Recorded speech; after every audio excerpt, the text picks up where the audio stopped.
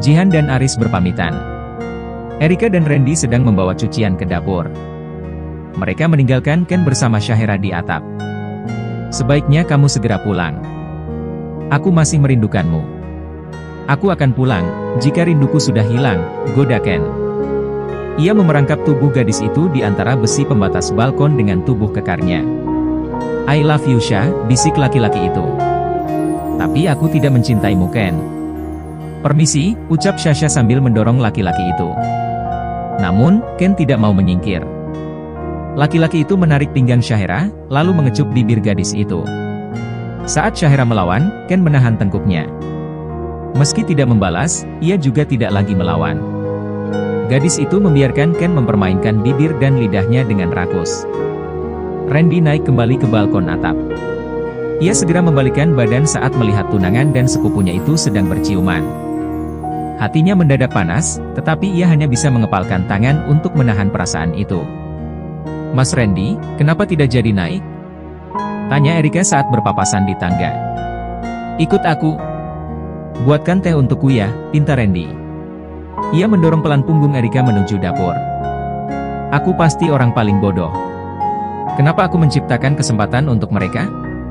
Ia duduk di depan meja dapur dengan pikiran kacau. Bagaimana bisa, ia begitu lemah? Membiarkan mereka berduaan sampai berciuman seperti itu? Randy memaki dirinya sendiri dalam hati. Ini tehnya mas. Saya mau mengambil sisa cucian piring di atas, pamit Erika setelah memberikan segelas teh pahit hangat.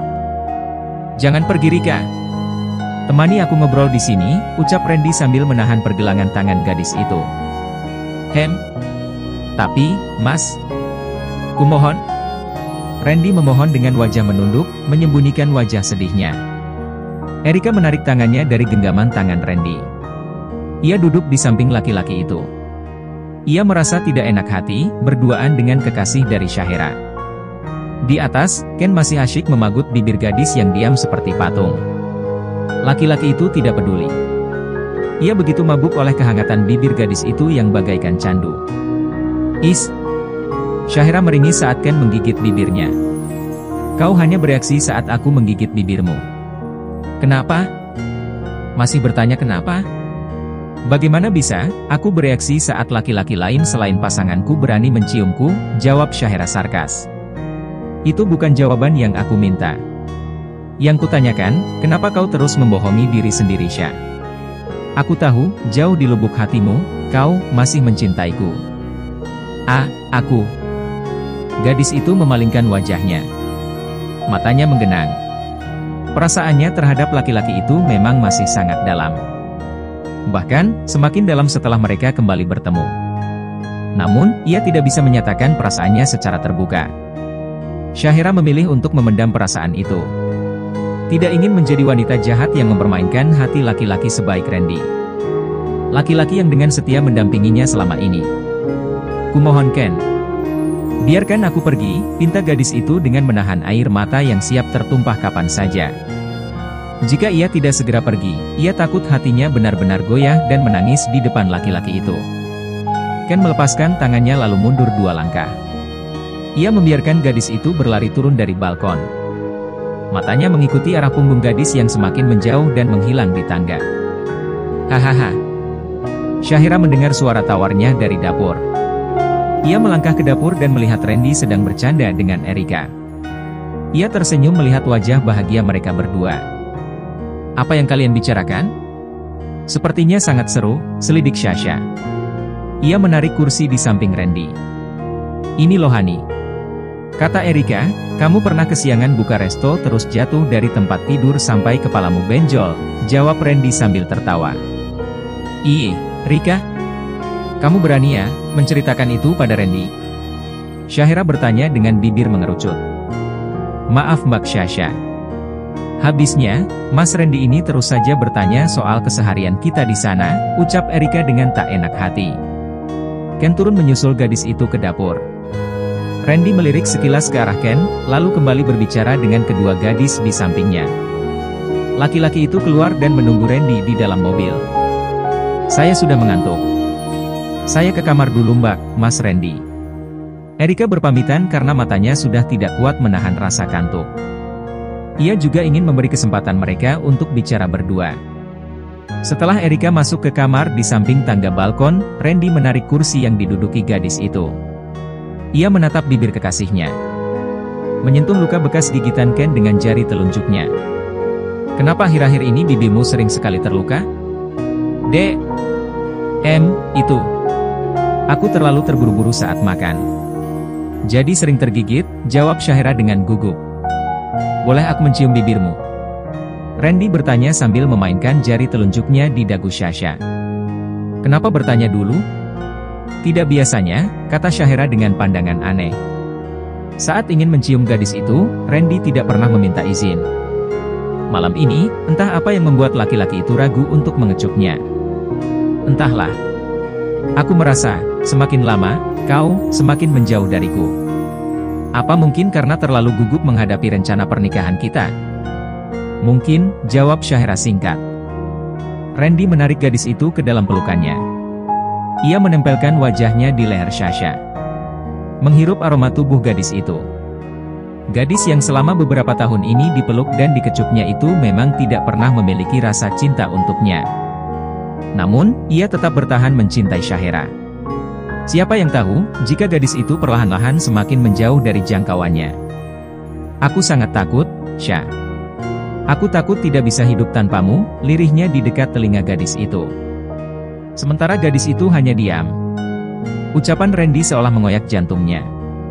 Ia merasa bersalah kepada laki-laki itu. Tunangannya itu begitu mencintai dan mempercayainya. Namun, ia membalasnya dengan pengkhianatan. Ia tidak menerima pernyataan cinta dari Ken. Secara tidak langsung, ia tetap berselingkuh karena sering terlibat kontak fisik dengan laki-laki itu. Entah apa yang akan Randy lakukan, jika ia tahu mereka berdua sudah tidur bersama. Maafkan aku, Ren. Sudah malam. Kau harus istirahat. Aku pulang dulu, pamit Randy. Ia tidak jadi mengecup gadis itu. Hanya mengacak rambut kekasihnya dan tersenyum tipis. Syahira merasakan sikap Randy yang lain dari biasanya. Meski laki-laki itu mencoba menutupinya, tetapi ia merasa curiga. Jangan-jangan, Randy melihat dia dan Ken tadi? Gadis itu bertanya-tanya dalam hati. Bra. Randy menutup pintu mobil dengan keras. Ken yang tertidur menunggunya, terbangun karena suara itu. Sorry mengganggu. Pintunya macet, tidak mau tertutup. Oh. Tidak apa-apa. Sudah selesai bicara dengan kekasihmu? Sudah. Randy menjawab singkat sambil menyalakan mesin mobil. Ia menginjak gas dalam-dalam, memacu mobilnya dengan kecepatan tinggi. Ken menatapnya dengan aneh. Randy selalu berhati-hati saat mengemudikan mobilnya. Baru kali ini, ia melihat laki-laki itu mengebut di jalan raya. Memang, jalanan sudah sepi karena waktu sudah menjelang dini hari. Pak, sudah siap belum? Tanya Tristan. Ia dan Haruna akan pergi menghadiri acara pembukaan resto baru Syahira. Bentar Pak. Tidak sabaran deh, jawab Haruna. Wanita selalu membutuhkan waktu lebih lama ketika akan bepergian. Tidak terkecuali dengan Haruna. Ia sibuk merias diri, mencari pakaian yang cocok dengan tema, dan menyesuaikan cuaca. Cuaca hari ini terlihat mendung. Haruna memakai dress lengan panjang berwarna biru. Ia menyanggul rambutnya sesimpel mungkin. Jaga-jaga, jika hujan, rambutnya tidak akan terlalu lusuh. Setelah hampir 1 jam, Tristan menunggunya di ruang tengah.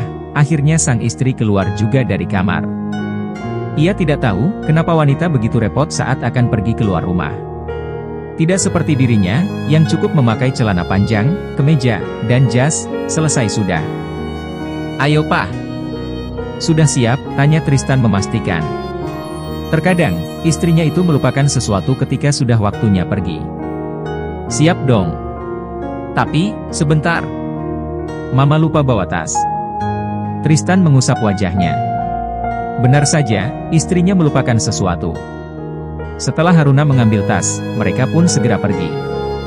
Mas, ayo berangkat, seru Yuka. Iya sayang. Jian mana? Tanya Christian pada istrinya. Sudah berangkat ke kantor.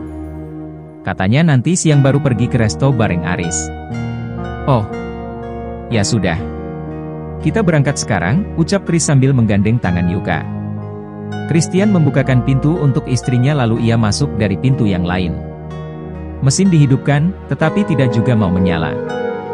Hanya terdengar menderu sebentar lalu mati. Sampai beberapa kali dicoba, mobil itu tidak juga menyala. Christian turun dan membuka kap mobil. Ia memperhatikan mesin mobil yang membuat kepalanya pusing. "Kenapa dengan mobilnya, Mas?" tanya Yuka dari dalam mobil. "Tidak tahu sayang. Kamu mengerti soal mesin?" "Tidak," jawab Christian sambil tersenyum canggung. "Astaga. Terus, kamu ngapain buka-buka kap mesin kalau tidak mengerti?" Yuka keluar dari mobil. Ia menghampiri suaminya. "Kita pakai mobil yang satunya saja," usul Yuka. "Mas ambil kuncinya dulu." Christian kembali ke kamar, mengambil kunci mobil hitam yang sudah lama tidak dipakai. Mobil masih baru, tetapi mereka jarang menggunakannya. Kali ini, karena terpaksa, mereka menggunakan mobil itu untuk pertama kalinya.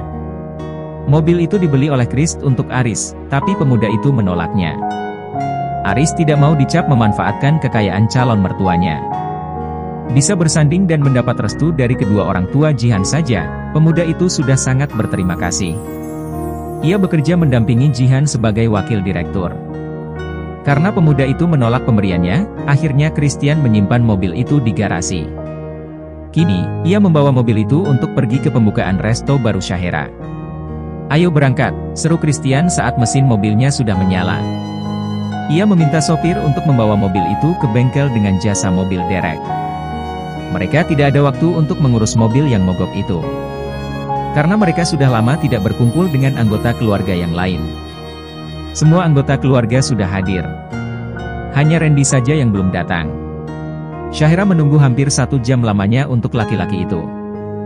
Setelah Syahera bosan menunggu, Randy menelepon. Laki-laki itu meminta maaf karena tidak bisa hadir di pembukaan restonya. Yang lebih membuat gadis itu kesal, Randy mengirimkan sebagai perwakilannya. Semuanya tahu, siapa Ken?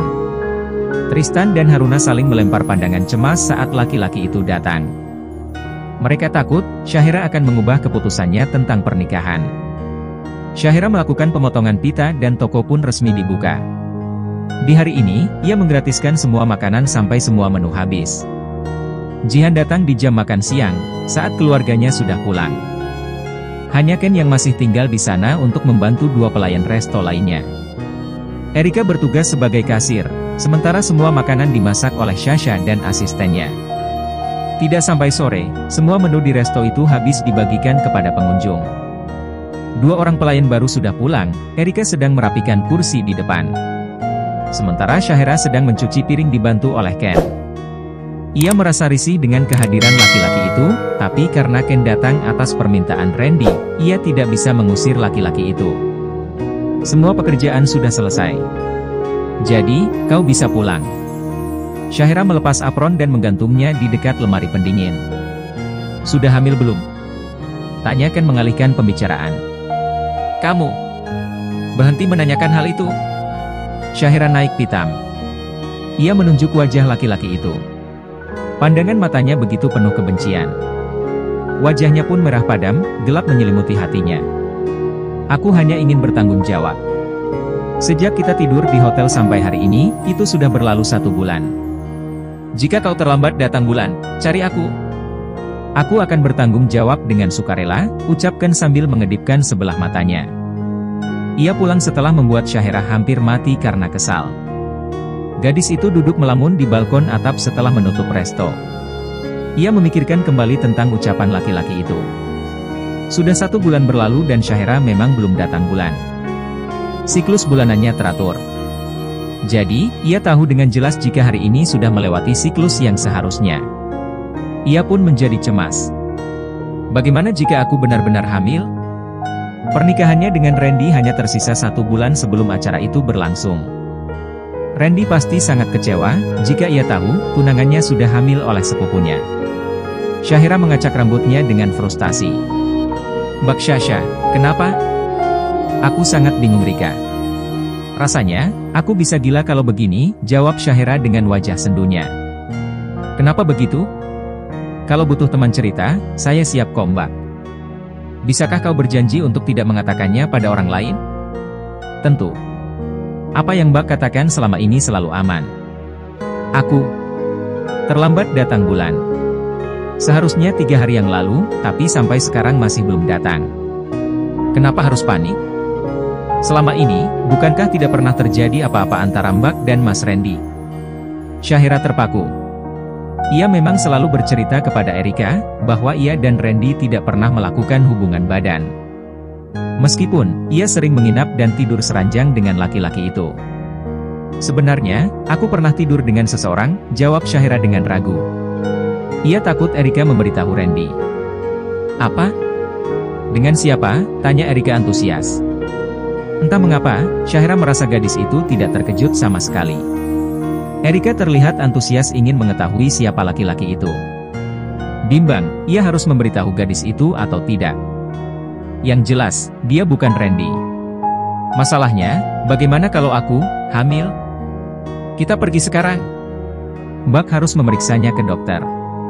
Tenang saja, Rika jamin tidak ada yang tahu, kata gadis itu sambil menarik Syahira untuk bangun. Ia takut jika dokter menanyakan siapa suaminya, tetapi Erika meyakinkan gadis itu untuk tidak perlu khawatir. Akhirnya, Syahira pergi ke klinik bersama Erika. Gadis itu yang mendaftar atas nama Syahira.